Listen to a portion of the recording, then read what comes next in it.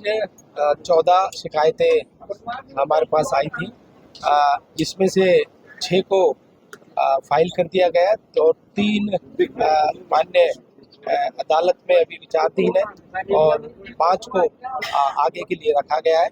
और जो भी हमारी 6 थी, ज़्यादातर जो भी शिकायतकर्ता थे सब अब जो भी उनकी शिकायत थी उससे संतुष्ट होकर उन्होंने अपनी शिकायत दी।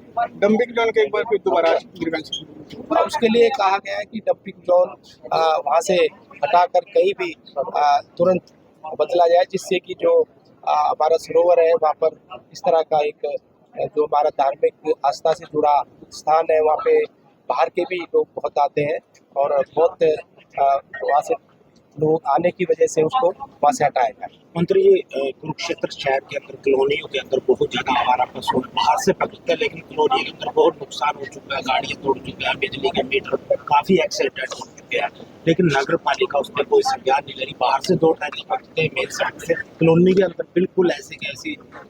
अगर इस तरह की कोई हमारे पास शिकायत आती है तो उन पर हम तुरंत कार्रवाई करेंगे और मैं अधिकारियों से भी इस बात पे कि आगे इस तरह का कोई हादसा ना हो और कोई भी शिकायत कहीं से आती है तो तुरंत उनको पकड़ा जाए या वहाँ से हटाया जाए। विधानसभा सत्र में बहुत ज्यादा हंगामा हो रहा है। देखो, विधानसभा सत्र जो है कि हमारे जो जनता है हमें चुनकर भेजती है, हमें अपनी मांग रखने के लिए, अपने कामों के लिए कि उनका कोई काम है या कोई उनका विकास की बात है, कोई समस्या है, उसको हम जाकर अब उनकी बात को अपने विधानसभा में रखते हैं। कल 20 क्वेश्चन भी लगे थे विभिन्न विधानसभाओं के विभिन्न विधायकों के, उसमें भी सुनवाई नहीं हुई। तो इस तरह से नहीं होना चाहिए।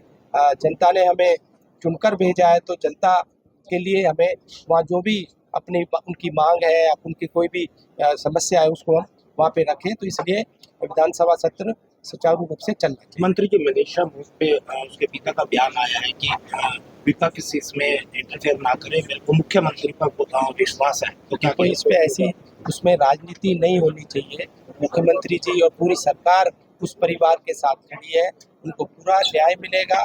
हमारे मुख्यमंत्री जी ने साफ कहा है कि जो भी उसके पीछे है किसी को भी बख्शा नहीं जाएगा। तो सीबीआई पे जांच चलेगी? बिल्कुल सीबीआई पे जांच चलेगी, जो भी जांच होगी निष्पक्ष जांच होगी और उनको उस बेटी को न्याय मिलेगा और जरूर मिलेगा। फैमिली आईडी में जो कई बार ऐसा होता है कि जो अपने डॉक्यूमेंट्स वो पूरे नहीं दे पाते हैं या डॉक्यूमेंट्स में कोई कमी होती है, डॉक्यूमेंट्स सही नहीं होते हैं, उस वजह से इसमें समय लगता है। और जिसमें डॉक्यूमेंट अगर आप सही देते हैं ऑनलाइन, इसका प्रोसीजर है और जल्दी वो होकर भी आ जाता है। सर, छोटी छोटी कॉलोनी में नशा बहुत बढ़ रहा है सर, इसको लेके कोई कार्रवाई, हालांकि पुलिस कर रही है लेकिन देखो, हमारे माननीय मुख्यमंत्री जी ने साफ कहा है कि नशा मुक्त हरियाणा होगा। युवाओं को भी हम कहते हैं कि भाई युवा इससे बचें और इस तरह की कोई शिकायत आप है तो हमें बताएं, तुरंत यहाँ पर एसपी हमारे बैठे हैं, उनको बता दिया जाएगा और कोई कार्रवाई जो भी बनती है कार्रवाई भी की जाएगी। ठीक है, थैंक यू।